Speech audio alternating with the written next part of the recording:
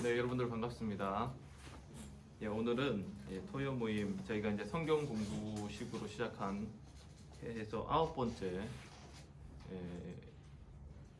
시간이 되겠습니다. 오늘의 제목은 성화란 무엇인가인데요. 여러분들 성화에 대해서 어떻게 생각하는지 아마 대부분 비슷하게 생각하는 것들이 있을 거라 생각합니다. 이 성화라고 하는 것은 다른 말로 얘기하면 이제 거룩해진다는 말이거든요. 성화, 거룩할 성자에다가 변화할 화자이기 때문에 거룩해진다, 변화한다는 그런 말이 되는데, 구약에서 말하는 성화는 분리, 오염되지 않는 어떤 깨끗함, 그리고 인간과는 전적으로 분리된 하나님의 어떤 속성을 이야기할 때 거룩이란 단어를 사용했어요. 그런데 이제 신약 시대에는 이 성화라는 것이 성령님을 통해서 주어지는 어떤 내적인 변화, 삶의 변화, 내적인 변화에서 더 나아가서 삶까지 변화되는 그런 것들을 신약 시대에는 성화라고 지금 사용하고 있습니다.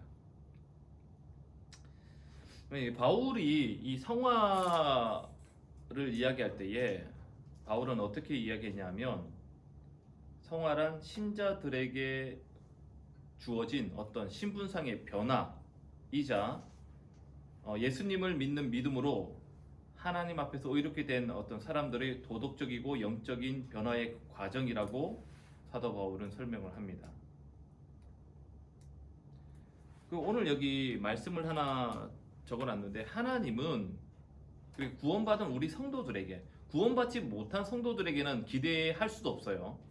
구원받은 우리 성도들에게 기대하시는 바가 있는데, 그게 뭐냐면 우리가 그분을 닮아 거룩한 자가 되는 거예요. 베드로전서 1장 15절 16절 세번역 성경인데 다 같이 한번 읽어볼까요? 자, 시작. 여러분을 불러주신 그 거룩하신 분을 따라 모든 행실을 거룩하게 하십시오. 성경에 기록하기를 내가 거룩하니 너희도 거룩하여라 하였습니다. 네. 성경에서 하나님께서 우리에게 요구하신 거예요. 거룩. 내가 거룩하기 때문에 나의 백성된 너희들, 우리 같은 경우는 이제 하나님의 자녀가 됐잖아요. 하나님의 자녀간 우리들은 마땅히 우리의 영적 아버지 되시는 하나님을 닮아야 돼요. 근데 그 하나님을 닮는 것이 어떤 모습이냐? 거룩함이라는 거예요. 자, 이런 것을 우리가 성화라고 얘기하는데, 여러분들은 성화를 뭐라고 생각합니까? 은경이 성화라는 말은 들어봤지? 들어본 적 있어? 없어? 조금 들어봤어. 여러분들이 알고 있는 성화가 뭐예요? 여러분들이 생각하는 성화에 대해서 이야기해보라면은 아무도 얘기를 안 할 걸 내가 잘 알기 때문에 그냥 넘어가겠는데, 지금 여러분들이 한번 생각해 보세요. 여러분들이 성화를 어떻게 생각하고 있는지를 한번 적어보든지 좀 해보고, 그 다음에 설명을 쭉 듣고 나서 여러분들이 이제 이 설명을 통해서 여러분들이 이해한 성화의 개념하고 어떻게 다른지를 한번 비교해 보기 위해서 지금 여러분들이 생각하는 성화에 대해서 한번 적어보기를 바랍니다. 은경이 펜 줄까? 은경이한테 펜 하나 빌려주세요. 저기 뒤에.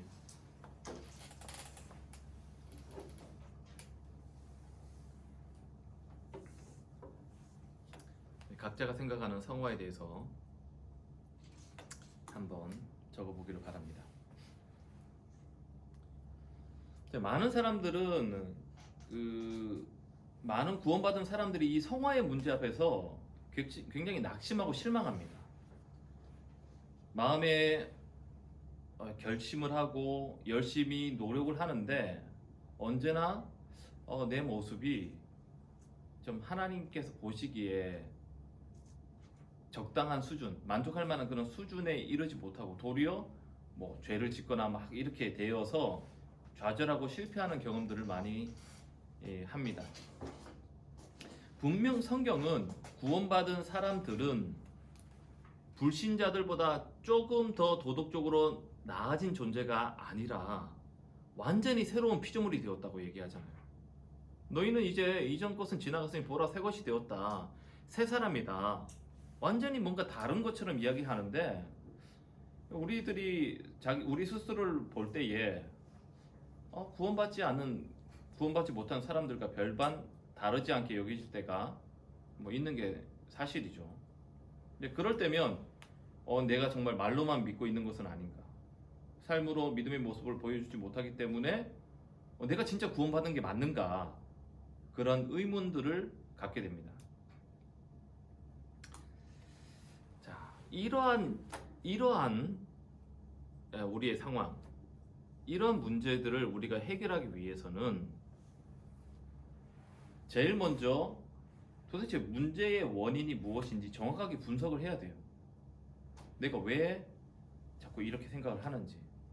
그리고 그 원인을 정확히 알려면 사실 지금 우리가 당면한 그런 문제들에 대해서 좀 자세히 살펴보고 진단을 좀 내려야 돼요.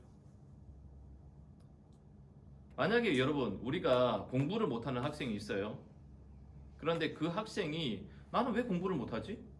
나는 나름대로 열심히 한다고 생각하는데 나는 왜 다른 애들보다 공부를 못하지? 라고 생각을 한다면 무엇이 문제인지 자기가 무엇 때문에 다른 아이들보다 공부를 못하는지 찾아봐야 될 텐데 일단 내가 남들보다 공부하는데 더 적은 시간과 노력을 들인다면 최소한 남들만큼의 노력과 시간은 들여야겠죠. 그죠? 이게 기본적일 거예요. 자, 어쨌든 이 정도로 하고 그러면 본론으로 좀 들어가 보겠습니다. 성화도 마찬가지예요. 여러분들이 우리가 내가 왜 내 삶이 이렇게 변화되지 않을까? 왜 내 삶이 예전하고 바뀌는 것이 하나도 없을까? 이렇게 생각을 할 때에 기본적으로 내가 다른 사람들보다 하나님 말씀에 순종하려는 노력들을 기본적으로 하지 않는다면 그러면서 맨날 나는 왜 안 변하지? 나는 왜 이렇지? 왜 성장을 안 하지? 이렇게 얘기하는 건 아무 의미 없어요. 최소한 우리가 할 수 있는 건 해야 되는 거야. 그게 공부도 아까 지금 공부 얘기를 드렸지만 성화도 마찬가지겠죠. 우리가 성화를 하는 데 있어서 내가 해야 될 부분들이 분명히 있어요. 기본적으로 우리는 그러한 노력들은 해야 돼요. 자, 그러면 성화란 무엇인가에 대해서 첫 번째 우리가 성화에 대해서 가지는 오해에 대해서 먼저 살펴보도록 하겠습니다. 자, 히브리서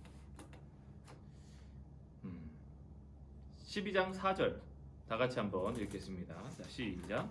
여러분은 죄와 맞서서 싸우지만 아직 피를 흘리기까지 대항한 일은 없습니다. 네. 앞에서 방금 제가 얘기했던 것과 조금 이제 연결되는 말씀이 되겠어요. 우리가 뭔가 이렇게 공부를 잘하고 싶으면 최소한 우리가 열심히 공부하는 건 기본으로 돼야 돼. 공부 안 하고 맨날 놀고 딴짓하면서 공부 점수 성적이 좋게 나오기를 기대하는 것은 그 말도 안 되는 허황된 생각이죠. 허황된 생각이에요. 마찬가지예요. 우리가 정말 뭔가 이렇게 거룩한 삶을 살고자 한다면 아까도 얘기했듯이 우리가 노력하는 부분이 있어야 돼요. 그런데 히브리서 12장 4절에는 우리가 결국 성화라는 것이 뭐냐 하면 죄에서 벗어나서 하나님께로 가는 거거든. 내가 죄악에 머물면서 죄와 함께 살면서 거룩해지기를 바란다는 것은 이건 말이 안 되는 거예요. 그래서 기본적으로 우리가 성화를 한다는 것은 죄와 싸워서 이기는 게 필요합니다. 그런데 히브리서 12장 4절에서 뭐라고 얘기하고 있냐면 여러분이 죄와 맞서서 싸우지만 아직 피를 흘리기까지 대항한 일은 없다 라고 얘기합니다. 대부분의 신자가 죄와 싸우긴 싸우되 피 흘리기까지 싸우지는 않는다라는 말이죠. 역으로 말하면 죄는 반드시 피 흘리기까지, 즉 끝까지 내가 죄를 이길 때까지 또는 죽을 때까지 목숨을 걸고서라도 죄와는 싸워야 된단 말이죠. 피 흘리기까지 싸운다는 말은 목숨 걸고 싸워야 된단 말이에요. 그래 거기서 조금만 더 나가면 어쩌면 이 죄와 싸우는 것은요 평생 동안 싸워야 된다는 말도 돼요. 죄라고 하는 문제는 우리가 이 땅을 살아가는 어느 시점에 와서 그것을 완전히 뛰어넘을 수 있는 것이 아니라 우리가 이 땅에 인간으로 사는 이상, 우리가 육체를 입고 사는 이상 우리는 평생 동안 죽을 때까지 이 죄와 싸워야 합니다. 결국 이 죄와의 싸움은 끝나지 않는 싸움, 우리가 죽을 때까지 끝나지 않는 계속되는 싸움이라는 얘기예요. 어느 한순간 내가 싸워서 승리했다고 와 나 이겼다 좋다 해서 될 일이 아니라 그 싸움에서 이겼다 할지라도 그 다음에는 또 다른 죄와의 싸움이 기다리고 있다는 거예요. 그런데 사실상 모든 신자들에게 오늘 여기서 나오는 질문처럼 당신 죄와 피 흘리기까지 싸웠냐고 물어보면 틀림없이 히브리서 저자를 포함해서 아마 어느 누구라도 예라고 자신 있게 대답할 수 있는 사람은 없을 거예요. 지금 여러분들 이 말씀 앞에서 피 흘리기까지 싸우고 있다고 자신 있게 얘기할 수 있어요? 그렇게 얘기할 수 있는 사람이 이 세상에 없어요. 다시 얘기하지만 사실 그런데 우리가 이런 싸움에서 이렇게까지 싸울 수 없어요. 왜냐하면 이유는 간단해요. 우리가 아까도 얘기했죠. 육체가 죄를 좋아하기 때문입니다. 우리 육체는 죄를 좋아해요. 죄를 좋아한다기보다는 우리 육체 안에 하나님께서 주신 본능이 있잖아요. 먹는 거, 뭐 자고 싶고, 그 다음에 뭐 성적인 어떤 그런 것들도 다 하나님께서 우리에게 주신 본능이거든. 근데 사탄이 그런 육체의 본능을 이용해서 우리를 유혹하기 때문에 이것을 거절하는 것이 쉽지 않단 말이에요.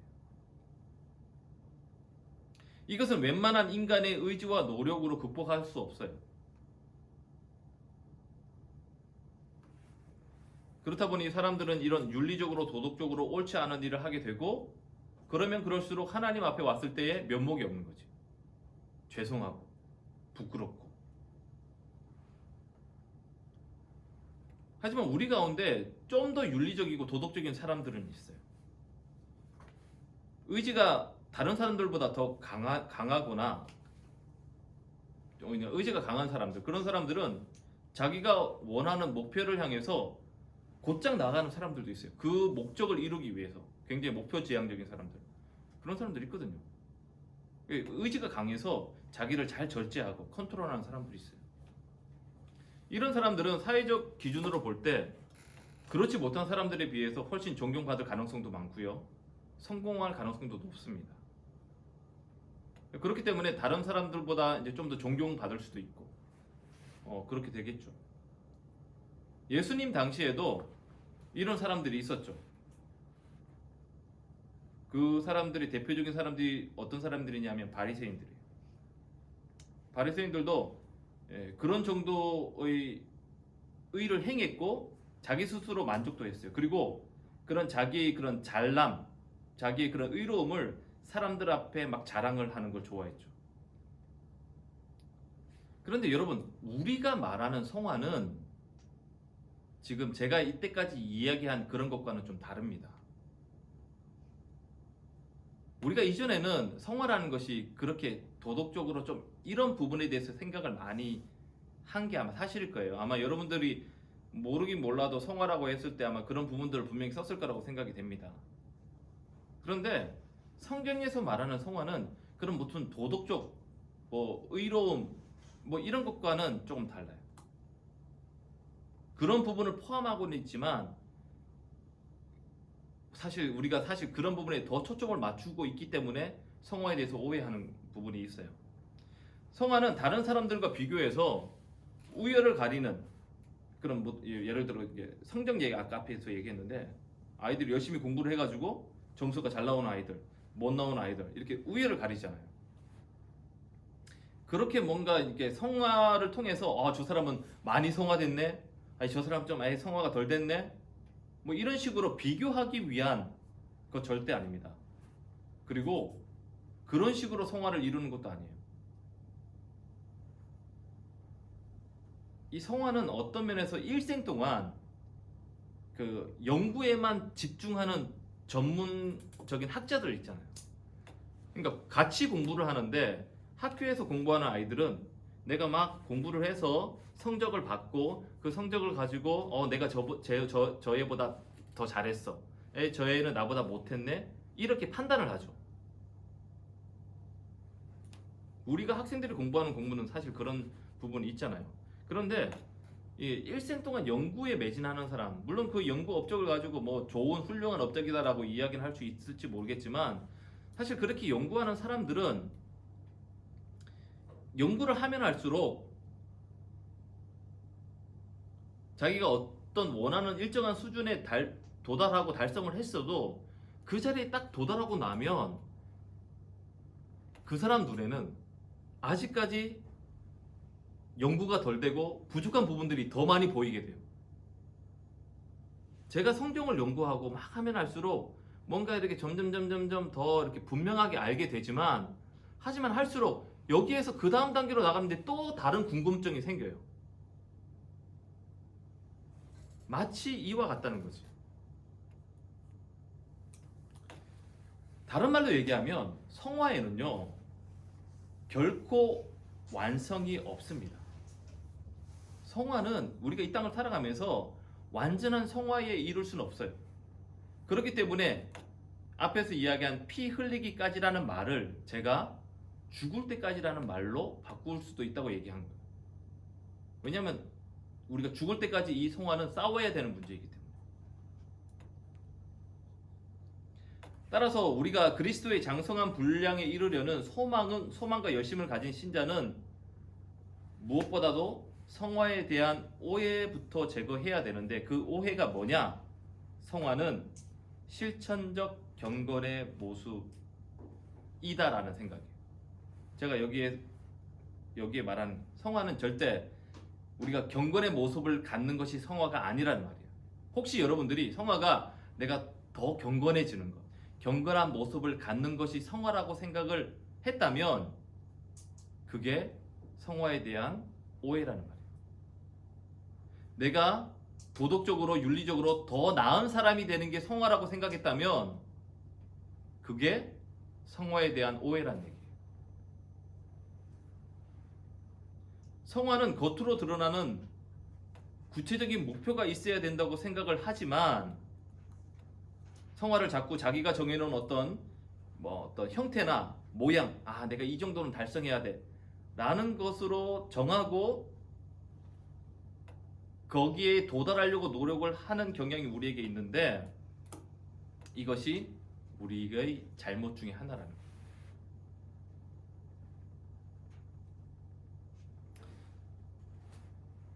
그런데 이게 사실 우리의 한계 때문에 어쩔 수 없긴 해요.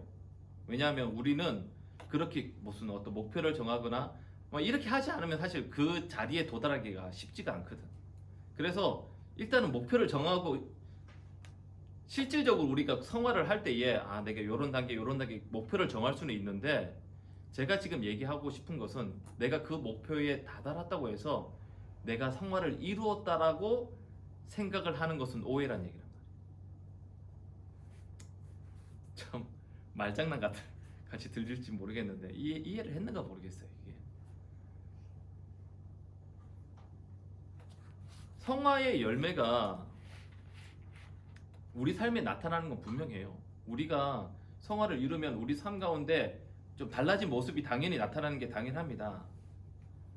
그런데 우리는 어떻게 생각하냐면 그런 열매가 나타나지 않으면 내가 성화를 이루고 있지 않다라는 착각에 빠지기도 하고 오해하고 의심한다는 거예요. 그리고 그런 열매가 나타나면 내가 경건 생활을 잘하거나 이러면 내가 성화를 이루었다라고 착각하는 사람들도 있다는 얘기예요. 마치 바리새인들처럼. 그런데 성화라는 것은 그렇게 나타나는 경건의 어떤 실천적인 모습, 말씀을 잘 읽고 예배에 잘 참석하고 헌금 잘하고 이런 것들이 성화의 모습은 아니라는 거예요. 성화의 본질이 열매를 맺기 위한 싸움이 아니라 훨씬 더 다른 목적이 있다는 거예요. 이것을 모르기 때문에 우리가 잘못된 방향을 추구하고 그러다 보니까 자신의 모습에 실망하고 실패하면서 구원에 대해서 의심하고 막 이런 일들이 일어나는 거예요. 내가 이만큼 노력을 했는데 변하지 않는 자신의 모습을 보면서 실망을 하는 거지. 그런데 그게 성화의 목표가 아니라는 거예요. 만약에 그러고 있다면 우리가 성화에 대해서 오해하고 있다는 얘기예요. 자, 그러면 성화의 출발점이 무엇인지 설명을 드리겠습니다. 성화의 출발점. 로마서 7장 22절에서 25절 말씀을 한번 우리 다 같이 한번 읽어볼까요? 자, 시작. 나는 속사람으로는 하나님의 법을 즐거워하나 내 지체에는 다른 법이 있어서 내 마음의 법과 맞서서 싸우며 내 지체에 있는 죄의 법에 나를 포로로 만드는 것을 봅니다. 아, 나는 비참한 사람입니다. 누가 이 죽음의 몸에서 나를 건져 주겠습니까? 우리 주 예수 그리스도를 통하여 나를 건져 주신 하나님께 감사를 드립니다.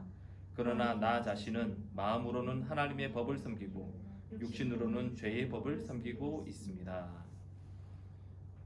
회심한 후로 오로지 주님의 일에 헌신한 사도 바울도 우리와 동일한 갈등을 지금 겪고 있는 걸 봅니다. 나는 속사람으로는 하나님의 법을 즐거워하나 내 지체에, 내 육체에 다른 법이 있어서 내 마음의 법과 맞서서 싸우며 내 지체에 있는 죄의 법에 나를 포로로 만드는 것을 봅니다. 아, 나는 비참한 사람입니다. 누가 이 죽음의 몸에서 나를 건져주겠습니까? 이게 구원받은 많은 사람들이 지금 이 사도 바울이 얘기하고 있는 지금 이 고백을 우리도 하고 있어요. 그런데 그 고백을 우리만 하는 것이 아니라 사도 바울도 이런 고민을 했단 말이에요. 마음으로는 내가 하나님의 법대로 살고 싶어요. 내가 하나님 뜻대로 살고 싶어요. 하나님께 순종하고 싶어요. 이런 것들이 있는데 내 지체에 있는 다른 법, 내 육체에 있는 죄의 법이 나를 끌고 간다는 말이야. 내 육체의 본능이 원하는 대로 내 몸이 달려간다는 말이야. 교회 나오기 싫고 집에서 자고 싶고 토요 모임 오는 이 시간에 나오기 싫지. 집에서 뭐 TV를 보든지 내가 하고 싶은 걸 하고 싶은 것이 우리 육체가 원하는 거란 말이야. 그래서 사람들이 마음에 혹시 그런 마음이 있어도 이 육체의 법이 너무 강해서 그리로 그냥 끌려가는 거야. 이것이 구원받은 사람들에게도 동일하게 벌어지는 일이라는 거죠. 그런데 그렇게 고민하던 사도 바울이 그렇게 고민하고 있을 때 그가 얻은 답이 뭐예요? 그게 25절 말씀인데 우리 주 예수 그리스도를 통하여 나를 건져주신 하나님께 감사를 드립니다. 아, 예수님께서 그런데 나를 건져주셨구나. 그러니 나 자신은 마음으로는 하나님의 법을 섬기고 육신으로는 죄의 법을 섬기고 있습니다. 자, 이게 우리의 현실이라는 겁니다. 사도 바울이 분명 예수님께서 그래도 나를 이러한 그런 죄로부터 나를 건져 주셨구나. 그래서 나를 구원해 주신 하나님께 감사드린다고 고백을 했어요. 그렇게 감사드린다고 고백을 하면서 얘기하는 그 이후 얘기하는 것도 그러니 마음으로는 하나님의 법을 섬기고 육신으로는 죄의 법을 섬기고 있습니다. 요 사실에 대해서 그냥 진술을 하고 있어요. 사도 바울이 얘기하고 있는 것이 뭐냐? 예수님만이 이 문제의 해결책이 된다는 거예요. 성령의 은혜로 이루어진 칭의의 구원, 내가 의롭다함을 받은 구원, 내 영이 구원받는 것뿐만 아니라 내가 성령의 인도로 성화를 이루는 데 있어서도 성화되는 구원도 예수님만이 유일한 길이라는 말이에요. 그러니까 성화의 출발점이 어디서 시작되느냐? 결국 예수님이 우리의 성화의 출발점이 되어야 된다. 이것을 우리가 이렇게 이야기할 수 있어요. 기본적으로 하나님의 은혜로 구원받은 사람만이 성화를 이룰 수 있다. 이렇게 얘기할 수도 있고, 또 다르게는 내가 이미 구원받은 사람이라면 이지만 이 성화를 이루어가는 과정에서도 무슨 내 의지나 내 노력이나 이런 것으로 되는 게 아니라 예수님으로 이 성화도 이루어진다. 이렇게도 이해할 수 있는 거예요. 우리가 성화의 단계에서 분명히 제가 얘기하지만 앞에서 얘기했지만 우리의 의지, 노력 기본적으로 필요하다고 얘기를 했어요. 기본적으로 필요하다고 얘기를 했는데 그런데 그 성화가 단순히 그런 우리의 의지와 노력만으로 될 것 같으면은 문제가 없는데 사실 우리의 의지와 노력으로 안 된다는 것이 이미 우리가 증명됐잖아. 증명하잖아. 여러분 다 경험하고 있잖아요. 그렇기 때문에 우리의 의지와 노력은 기본으로 필요하지만 결국 우리가 성화를 이루는 데 있어서 그 성화를 이루는 그 길은 예수님으로 가능하다는 말이에요. 그럼 이게 무슨 말일까?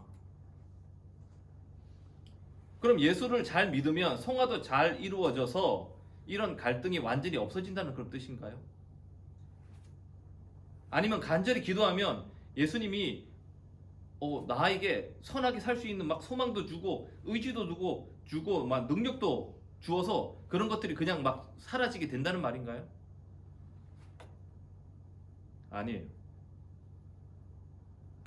바울이 지금 얘기를 하지만 지금 아까 25절 뒤에서 얘기했지만 우리 주 예수 그리스도로 말미암아 하나님께 감사한다라고 얘기를 했지만 뭐라고 얘기해요? 하지만 현실은 여전히 육신으로는 죄의 법을 섬기고 있다고 얘기를 했어요. 여전히 의의 열매를 잘 맺지 못하면서 자신은 죄를 짓는 삶을 살고 있다는 말이죠. 그러면 이게 무슨 말이야? 그럼 신자는 얼마든지 죄를 지어도 된다는 말인가? 죄를 짓고 나서도 왜 여전히 예수님 나를 구원하신 예수님으로 말미암아 감사를 하는데 왜 여전히 내 삶에 죄가 있다고 얘기를 하냐 말입니까? 말입니다. 뭐 죄를 지어도 된다는 말인 것처럼 들리기도 해요.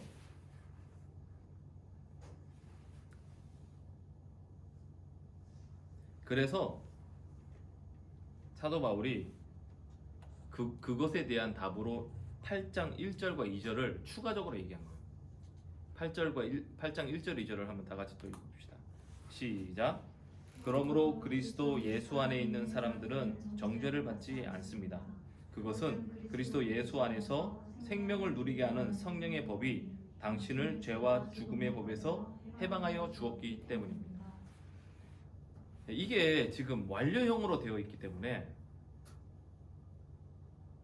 하나님께서 나를 죄와 죽음의 법에서 해방했다고 지금 얘기하고 있어요. 완료형이죠.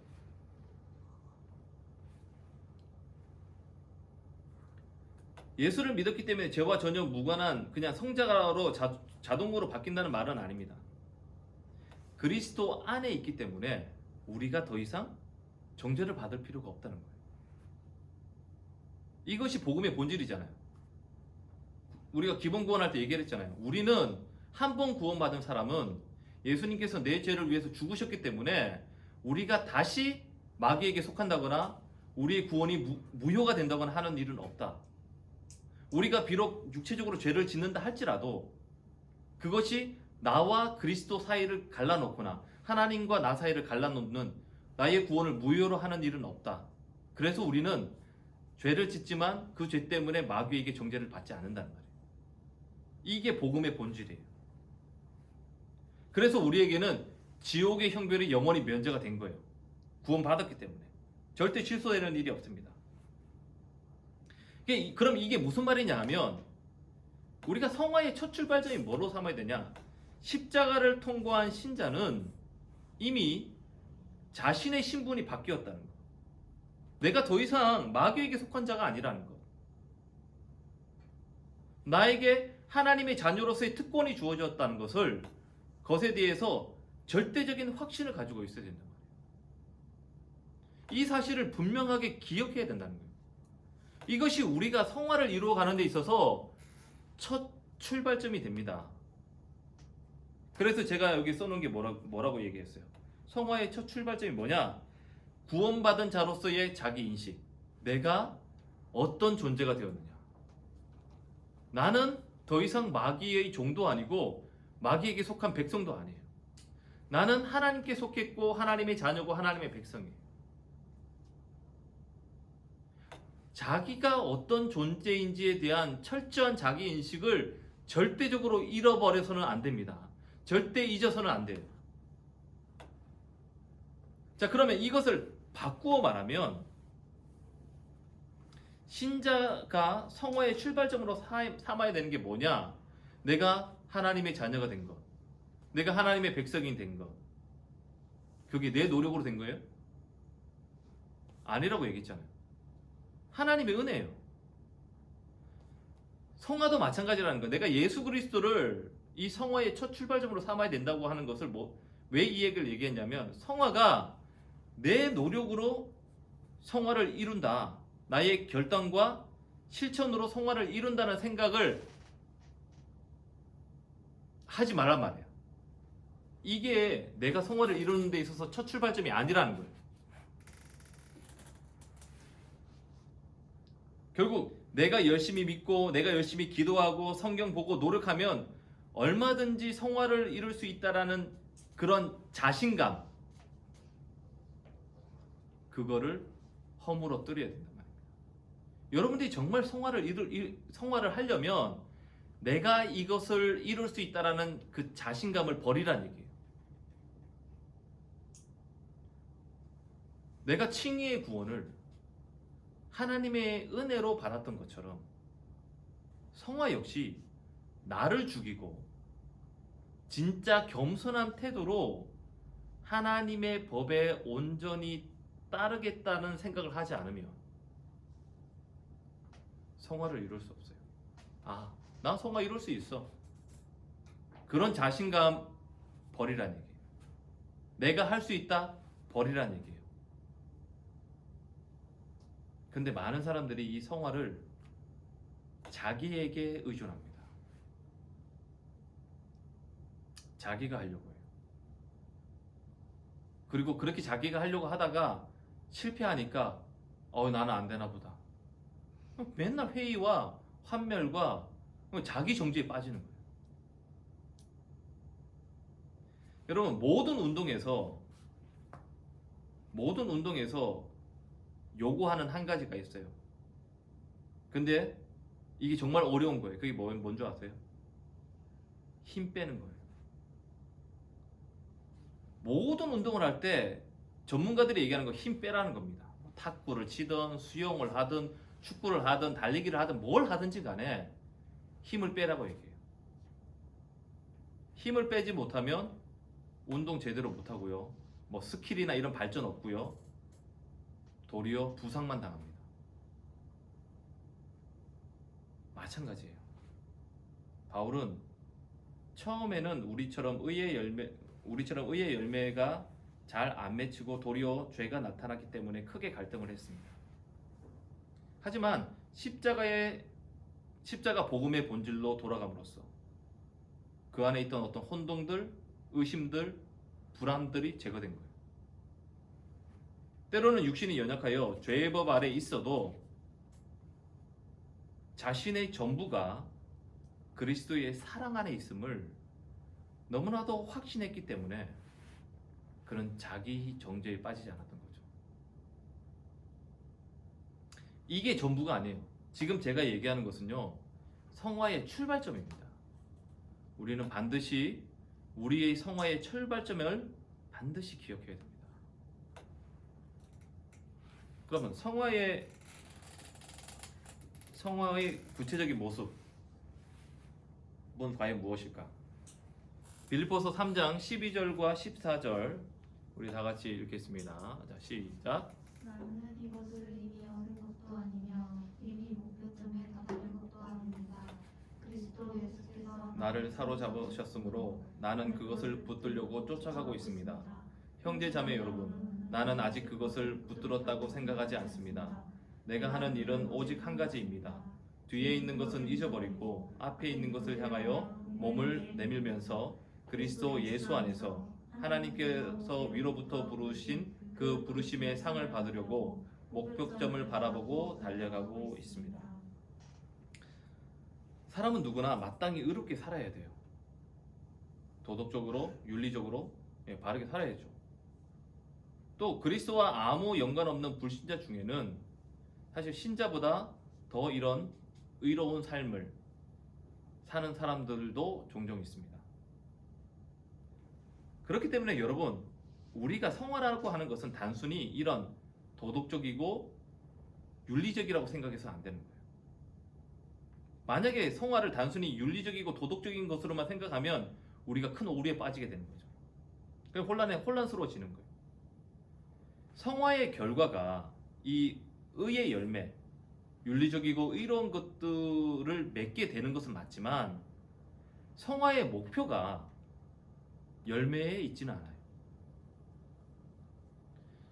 신자가 가장 먼저 지켜야 할 싸움은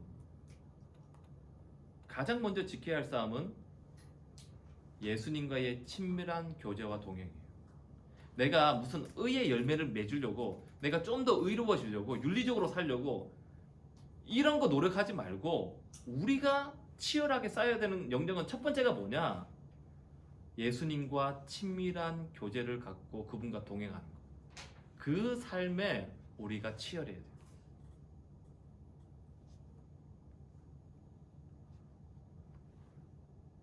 그리고 의의 열매란 바로 그 그리스도 안에서, 그리스도의 관계 속에서 맺어지게 되는 거예요. 여기서 그리스도 안에 맺어지는 열매라고 해서 그것을 무슨 종교적인 여러 가지 업적이나 아니면 어떤 굉장히 그 경건한 모습이 겉으로 드러나는 것으로 이해해서는 안 돼요. 그리스도 이후의 삶은 전부가 온전히 그 그리스도와의 연합, 성령의 법 아래에서만 있어야 됩니다. 자, 말씀을 우리 다시 한번 봅시다. 빌립보서 3장 12절 14절. 내가 이미 얻었다 함도 아니요 온전히 이루었다 함도 아니라 오직 내가 그리스도 예수께 잡힌 바 된 그것을 잡으려고 쫓아가노라. 형제들아, 나는 아직 내가 잡은 줄을 여기지 아니하고 오직 한 일, 즉 뒤에 있는 것은 잊어버리고 앞에 있는 것을 잡으려고 표대를 향하여 그리스도 예수 안에서 하나님이 위에서 부르신 부름의 상을 위하여 쫓아가노라.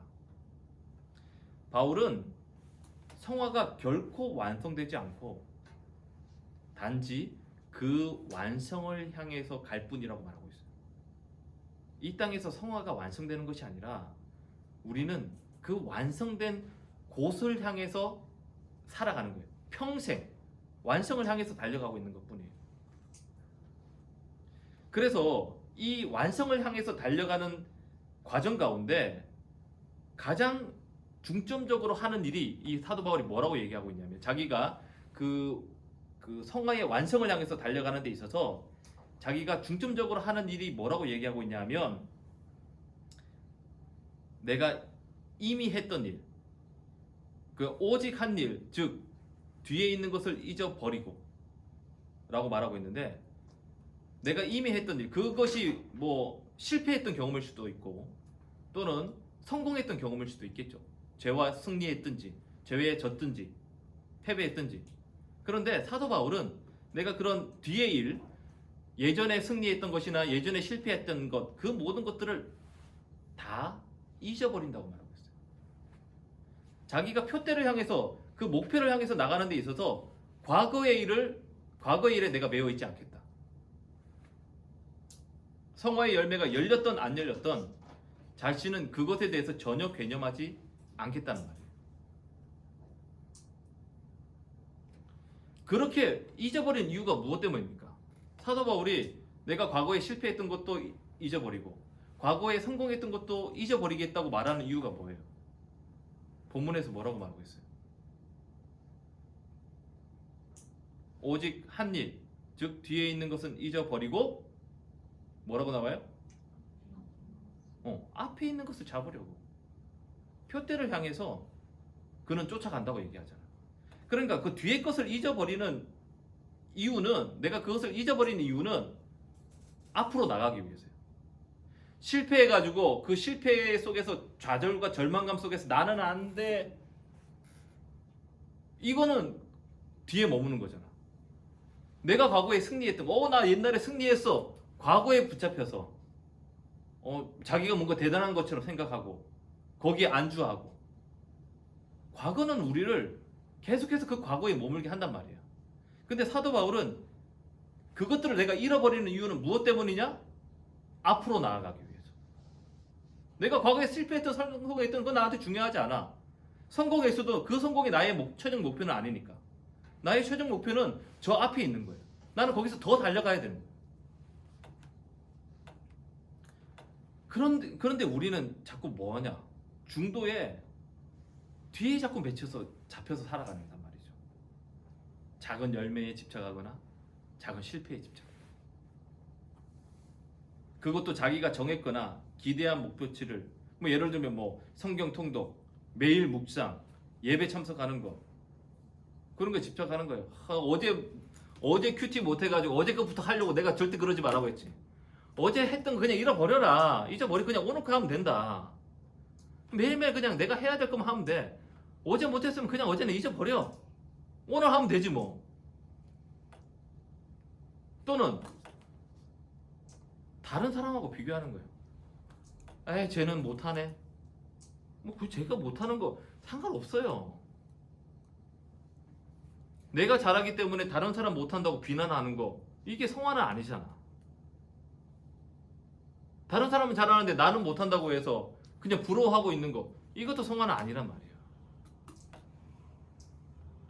바울은 그 최종 목표를 완전하게 달성할 수 있다고 자신하거나 그럴 수 있는 일이라고 지금 말하고 있는 게 아니에요. 왜냐하면 지금 그가 바라보고 있는 표대가 뭐 어디냐 하면 뭐 10년 뒤? 20년 뒤가 아니고 하나님이 위에서 부르신 부름의 상이기 때문입니다. 그 상은 언제 받느냐? 우리가 하나님에게 올라가야 받는 상이에요. 이 땅에 있는 게 아니에요. 내가 주님 앞에 섰을 때 받는 상이라고.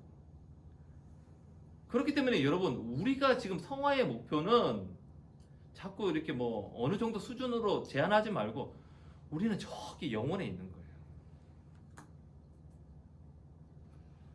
그래서 그는 어쨌든 그래서 그가 16절 얘기를 하는 거예요. 빌립보서 3장 16절.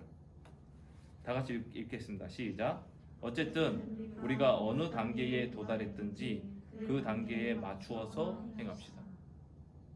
그래서 사도 바울이 이걸 덧붙인 거예요. 신자가 성화의 완성을 소망하며 열심히 나아가려는 노력은 하되 하지만 그 완성 자체에 우리가 관심 둘 필요는 일단은 없단 말이야. 그걸 바라보긴 하되 지금은 뭘 보면 되냐? 이 땅에서 내가 지금 어느 정도 다다랐는지를 살펴보고 아니면 어느 정도를 다다르지 못했는지 미치지 못했는지를 생각하고 하면서 주님 따라 한 번에 한 걸음씩 뭐 이렇게 점프하려고 하지 말고 한 번에 한 걸음씩 하나하나 그 길을 따라가는 내 수준에 맞추어서 여기 말하고 있잖아요. 어느 단계에 도달했든지 그 단계에 맞춰서 진행하라는 얘기야. 다른 사람이 나보다 이만큼 앞서 있을 수 있어요. 다른 사람이 나보다 뒤에 있을 수 있죠. 그러니까 그런 사람들과 비교하면서 저 사람 내 저 사람보다 이만큼 앞서 있으니까 이제 좀 지금은 좀 약간 여유 있게 좀 빈둥거리면서 그냥 뭐 여유 있게 가자 이렇게 해서도 안 되고 저 사람 내 앞에 있으니까 저 사람 따라가려고 내 수준을 뛰어넘어서 이만큼 따라가려고도 하지 말고 그냥 내 수준을 보란 얘기야. 지금 내 수준이 어느 정도인지. 그래서 그 단계에 맞추어서 내가 해야 될 것 하나씩 하나씩 어디를 보고? 표대를 바라보면서 점프하지 말고 지금 그 자리에서 한 단계 해 나가는 겁니다. 그래서 성화의 구체적인 모습, 어쩌면 성화의 본질이라고 얘기해. 제가 여기 제목을 바꿔야겠네. 성화의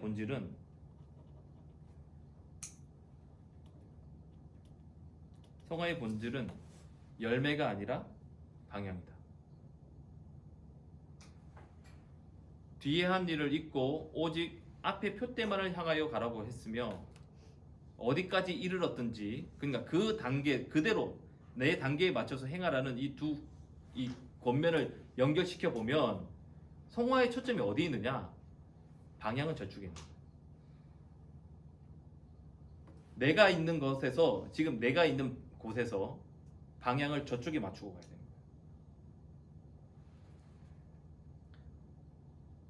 현재 내가 선 곳에 어떤 무슨 질이 얼마나 좋고 양이 얼마나 좋냐 여기 이거 아니에요. 얼마나 이렇게 살고 있느냐보다 더 중요한 것은 부르심의 상을 바라보면서 계속 나가고 있느냐. 방향이 중요하다는 거예요. 거기다 이제 뒤에 한 일은 있고 앞만 보고 간다 이렇게 얘기하고 있기 때문에 결국 이전에도 방향은 똑같았다는 얘기지.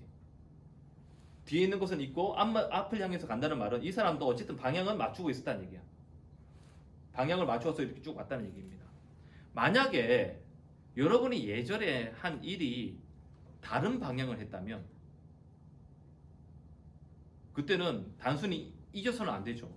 방향을 바꿔야 되는 거죠. 그때는 내가 목표 자체가 하나님께서 부르신 나의 부름의 상을 바라보지 않고 무슨 사람에게 인정받거나 무슨 뭐 다른 사람 앞에서 더 뭔가 이런 걸 바라고 다른 방향을 바라보고 있었다면 이것은 그냥 잊어서 되는 일이 아니라 방향을 수정해야 됩니다.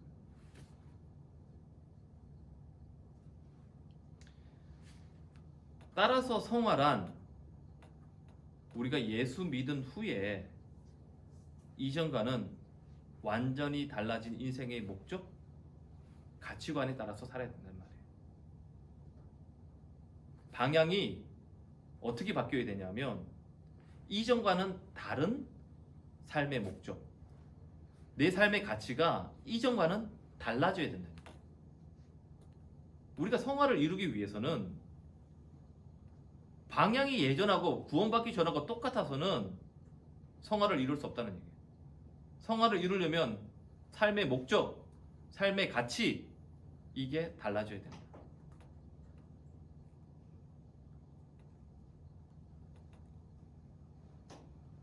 다른 사람이 못한다고 우습게 여기고 정죄하는 건 아니죠. 내가 좀 잘한다고 자랑하고 교만할 것도 아니죠. 우리는 하나님께 인정받으려고 하는 거니까.